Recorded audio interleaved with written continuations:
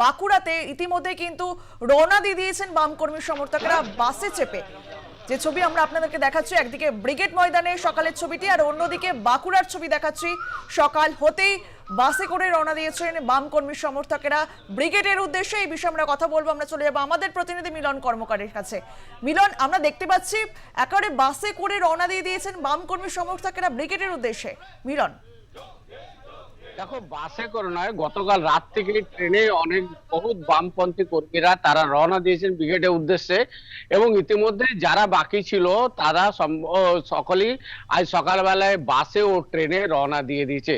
যারা যাবার ছিল এবং তারা ইতিমধ্যে রওনা দিয়ে দিয়েছেন। তাদের উদ্দেশ্য একটাই, যে ভাবে যে চাকরি, মূলত তাদের উদ্দেশ্য যে চাকরিহারারা চাকরির ফিরে পাক, তার প্রতিবাদে তাদের আজকে ব্রিগেডে যাওয়া এবং আজকের যে সমাবেশ করা, যে মানুষকে সজাগ করা। তাছাড়াও যে বর্তমানে সরকারের যে দুর্নীতি রয়েছে সেই দুর্নীতির প্রতিবাদে আজকে তাদের ব্রিগেডে যাওয়া, এবং 2026-এর নির্বাচন রয়েছে, সেই 2026-এর নির্বাচনকে কেন্দ্র করে রাজ্যের ঊর্ধ্বতন নেতৃত্ব কি বামপন্থীদের ক্ষেত্রে বার্তা দেন, তাদের কি স্ট্র্যাটেজি থাকবে, কিভাবে লড়াই করবেন, কি বার্তা নিয়ে সকল গ্রামবাসীদের কাছে যাবে, এবং তাদের মূল বার্তা কি থাকবে, ইস্যু কি থাকবে, সেই সকল নিয়েই সম্ভবত তারা আজকে সেই আশা নিয়েই ব্রিগেডের দিকে রওনা দিয়েছে।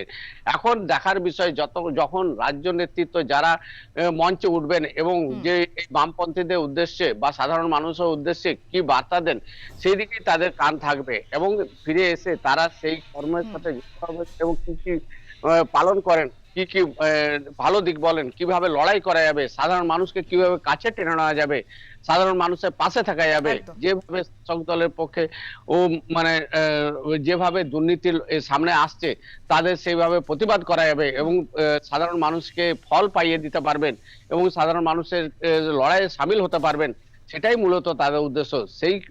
সেই সূত্রেই তাদের আজকে মূলত ব্রিগেড যাওয়া। এখন দেখার বিষয়, সেই বামপন্থী আমলে যে ব্রিগেড হয়েছে সেই ব্রিগেড আর আজকের ব্রিগেড কতটা সাড়া ফেলে এবং কতটা ভিড় জমে, সেটাই কিন্তু সাধারণ মানুষের লক্ষ্য থাকবে, এবং উদ্দেশ্য বাম কর্মীদেরও তাই রয়েছে, যে কত মানুষ এই বাম সংগঠনগুলির পাশে রয়েছে, সেটাই কিন্তু এখন দেখার বিষয়। একদমই তাই মিলন। এই আজকের এই ব্রিগেড কিন্তু একেবারেই অন্যরকম একটি ব্রিগেড। সিপিএম এর রাজ্য সম্পাদক মোহাম্মদ সেলিম তিনি ঠিক কি বার্তা দেন সেদিকে আমাদের অবশ্যই নজর থাকবে। ধন্যবাদ তোমায়। মেহনতি মানুষদের নিয়ে মাঠ ভরাতে চায় সিপিএম। সেলিম সহ বক্তা মোট 6 জন। শহরের বিভিন্ন প্রান্ত থেকে মোট 7টি মিছিল যাবে ব্রিগেডে।